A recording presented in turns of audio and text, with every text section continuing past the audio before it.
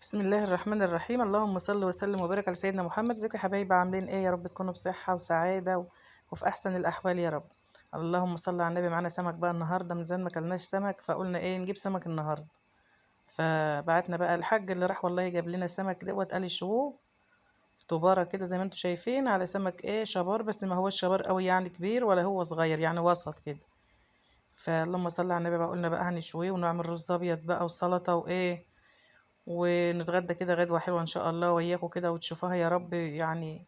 حاجة كده عسل، وحاجة كده بألف هنا للي يشوف وبألف هنا للي يدوق يا رب.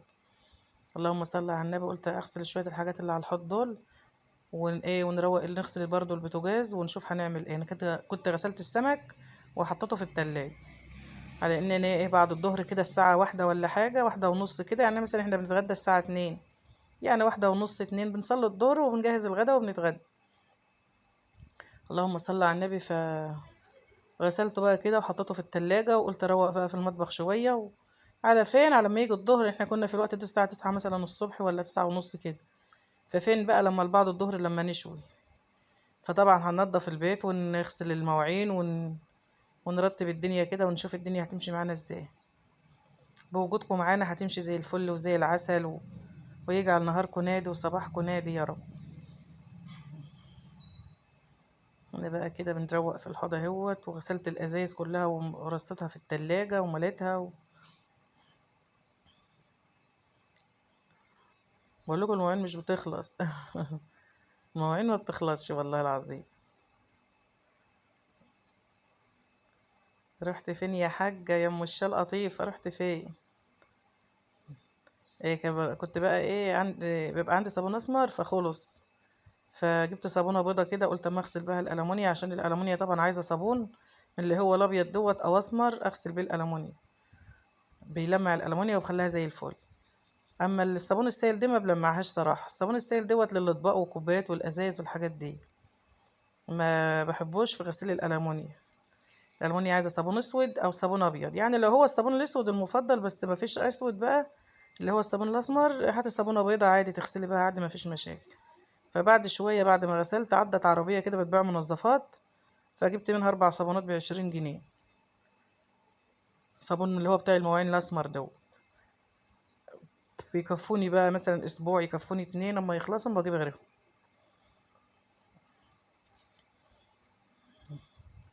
بس قلت بقى الصابونه البيضه اللي معايا ديت تمشي بقى على ما نجيب في، يا دوب والله جبتها وغسلت المواعين وعدت العربية، جبت بقى ايه 4 حتات كده صابون اسمر. لا اله الا الله. اللهم صل وسلم وبارك على سيدنا محمد. اللي وصل بقى معايا لغاية هنا يا ولاد، بقول لكم شوفوا الصابون بيلمع، بقول لكم الصابونة البيضة دي لمعت الألمونيا وخلتها معايا زي الفل ازاي، خلت الحلة بتسرق سرجان كده. اللي وصل معايا بقى لغاية هنا يحط لايكات، لايكات كتيرة كتيرة كتير. حبايبي تسلمولي، اللايكات بسيطة والمشاهدات بسيطة، والمشتركين عندي مزعليني. مفيش حد عندي بيشترك يا ولاد، يا ولاد اشتركوا في القناة بالله عليكم يا ولاد. مش عارفه بروح فين كده، اجيب حلل واجيب مواعين واجي مش عارفه.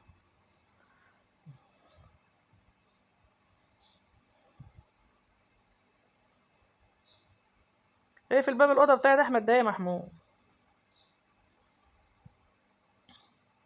كل جهدك بقى كده هتفي الالمونيا دي تخليها بتلمع وبتسرق كده سرجات.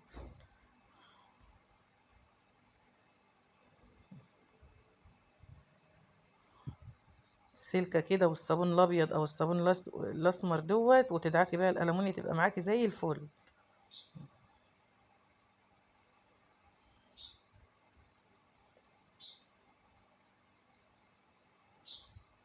رحنا بقى كده عاملين حاطه حته قماشه كده هدمه نضيفه يعني، بحطها على الرخامه بقى، وتمسكي تكفي عليها مواعينك كده، لما تصفى من الميه ميبقاش فيها ميه، رصها بقى كده على بعضها وعينها بقى في ضرفه المطبخ.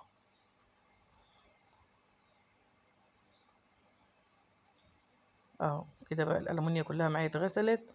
وكنت قبل كده والله قبل ما افتح الكاميرا كنت غاسله الازايز بقول لكم وملياها من الفلتر، وغاسله الكوبايات والبراريد والحاجه بتاعت الشاي اللي انتوا عارفينها دي. والله الهرده الناعمه ديت اكتر من الألمونيا. وقفت يجي ساعه على الحوض بس خلصت كل حاجه. هنجيب بقى كده جيركن الصابون نملى الازازه ديت عشان فضت اهيت. الجراكن عندي بقى بتفضى خالص. الجراكن اللي معايا ديت الجيركن 4 رتل من دي بياخد مثلا 4 رتل صابون، 4 رتل برسيل جل كده. فاما بفضم بقى ببعت اجيب جيركنين صابون، جيركنين برسيل، على حسب ما انا عايزه بقى. انا بجيب كميه كبيره يعني تكفيني مسافه، عشان ما بعدش كل يوم اجيب او كل اسبوع اجيب. فاما ببعت حد بقى يجيب، فبقول له مثلا هات لي 2 صابون، جيركنين صابون، جيركنين برسيل. سلكة بقى مثلا بجيب كيلو سلكة على بعضه. فبجيب الحاجات تبقى عندي بكمية، يعني بجيب بكمية عشان تكفيني فترة. دي بقول لكم الصفاية بتاعت المعالق، حاطة العلبة ديت تحتها كده عشان بتصفي فيها المية، عشان ما احطهاش كده على الرخامة تفضل المية مردخة فيها كده، وتبقى المية في الصفاية ما بتصفاش، ما بتنزلش يعني لو انا سبتها على الرخامة كده. فما بحط تحتها علبة زي العلبة ديت او حاجة، فالمية بتنزل فيها. بعد ما المعالق بتتصفى كده بقوم شايلاها مصفية العلبة ورافعة الصفاية تاني عليها. كده غسلنا العلبة وغسلنا الكوباية بتاعت السكاكين والمقصات والحاجة دي. كده بتقوم وانت واقفة كده، اللي تلاقيه قدامك مش نضيف او مش عاجبك هاتيه اغسليه وانت واقفة. نغسل بقى الحوض، ونغسل كده الحاجة بتاعتنا دي، ونخلي الدنيا معانا زي، شوف الحوض نضف ازاي وراق اهو. غسلنا الحوض وغسلنا الحاجة بتاعتنا وبقى زي الفل. طول ما انت واقفة كده في المطبخ، ايدك دايما في المطبخ تلاقي حاجتك معاكي زي العسل. هنا طبعا بقى كان البوتاجاز زي ما انتوا شايفين كده كنت مبوشاه، حط عليه شوية مية من الصبح، وحطيت عليه بقى شوية صابون كده وهندعكه بالسلك. اقول لكم هنا بقى ما تنسوش اللايكات، عشان انا تعبت في المواعين ومن الصبح وانا واقفة.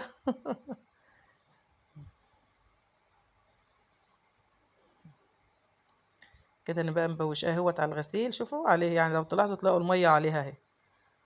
حوالي كوباية مية كده رميتها على الشاي اللي كان واقع وقهوة وكانوا مبهدلين لي الدنيا. والله ببقى نايمة بالليل يا جماعة، وبصبح الصبح الاقي الدنيا متبهدلة، وانا ببقى يعني مستفة المطبخ ومروقاه مش مخليها في حاجة والله.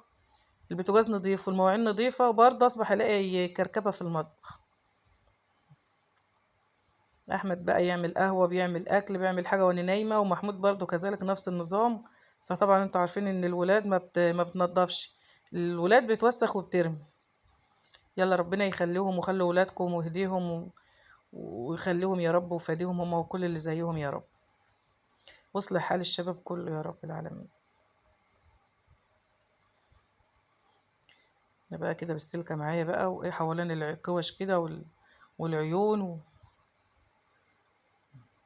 بصراحة يعني البوتاجاز نضيف طالما انا بغسله كل يوم، نضيف مش عليه حاجة. كنت الاول بحط عليه ورق من اللي هو بتاع البوتاجازات دوت، فلقيته بيكتم الفواني كده ومش حلو. فقلت لا، انا افضل ان انا اشيله كل يوم اغسل البوتاجاز، اسهل لي واحسن لي. يعني انا هخسر ايه؟ انا واقفه اهوت وعملته بحته سلكه وشويه صابون في ثواني.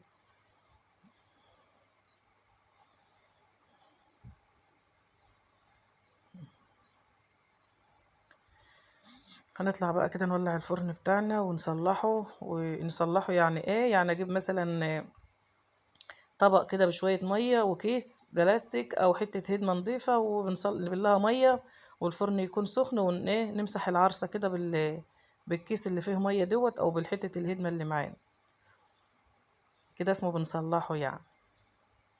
وبعد كده بقى ايه، تكون الفرن حمى معاك قوي وسخن، ترمي السمك بتاعك بقى. مش ترمي السمك ترمي السمك، لا. ترمي السمك في الفرن يعني.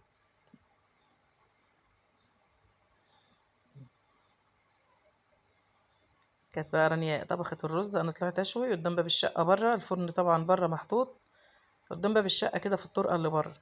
ورانيا طبخت شويه رز، واني عملت السلطه الاول قبل ما اروح اشوي. يعني ايه، رانيا ولعت لي الفرن على ما كان سخن وكده، كنت انا عملت السلطه. كده البوتاجاز اتغسل اهوت وبقى زي الفل. هنا بقى ايه، انا المفروض عملت السلطه الاول، بس المقطع بقى دوت يجي قبل مش يجرى حاجه، عادي كلهم زي بعض. هنا بقى كنت قاعده كده بشوي. هو الفرن دوت مكانه، ما بشيلوش من المكان ده، هو ده المكان اللي عندي للفرن، هوديه فين؟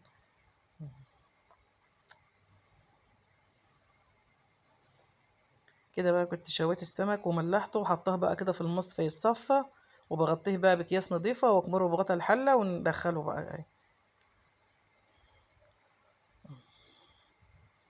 هنا بقى ايه، انا كنت عاملة السلطة الاول بس هو المقطع بتاع السمك اجى قبل السلطة.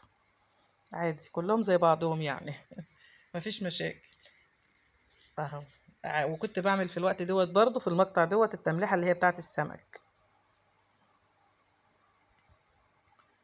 التمليحة ديت ازاي بقى؟ مية وشوية زيت وشوية شطة ومعلقة توم مدقوق والملح بتاعك بس، وشوية كمون لو عايزة تحطي، وبمعلقة كده وتقلبيه بقى وخلاص. دي عملناها التمليحة بتاعت السمك. اما الطبارة مش بتحط عليها مية، الطبارة بترش عليها شوية ملح وشوية كمون وليمون تعصرها عليها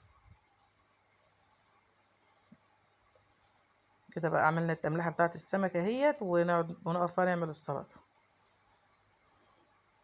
وبعد كده يا حبيبي بقى نجهز الغدا بتاعنا وياكم، وبألف هنا اللي شاف حاجة وبألف هنا اللي داق حاجة وما تنسوناش بقى كده بالكومنتات، واللي وصل معايا لغاية هنا يحط اللايك ويشترك في القناة ويفعل الجرس عشان يوصل له كل حاجة حلوة من حدان.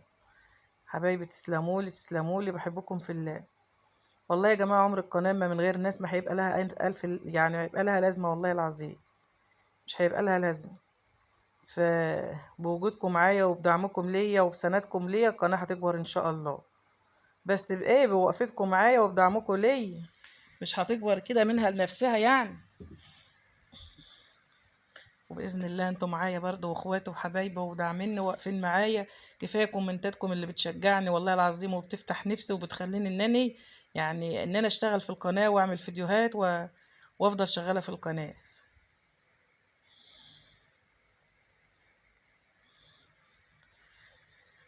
يا رب يخليكم كده يا رب، ودايما وجودكم نعمة في حياتي يا رب.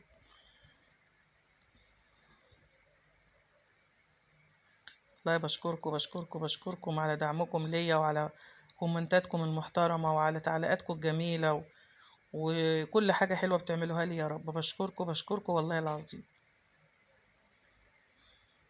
بس تفعلوا معايا بس شوية كده في اللايكات، اللايكات بسيطة خالص. تليفونات البيت يا ولاد، وتمسكوا كده التليفونات وتعملوا لايكات لايكات لايكات لايكات. بقولك اللايك هو اللي بيرفع الفيديو وهو اللي بيحمي الفيديو. اهم حاجة اللايكات حدان، والاشتراكات برضو تفعلوا الجرس وتشتركوا في القناة او تحطوا لي اللايكات عشان انا شايله الصينيه وواقفه تعبت وهبطت لوحدي. يلا اشوفكم في فيديو جديد حبايبي، ومع الف سلام. تسلموا لي يا رب.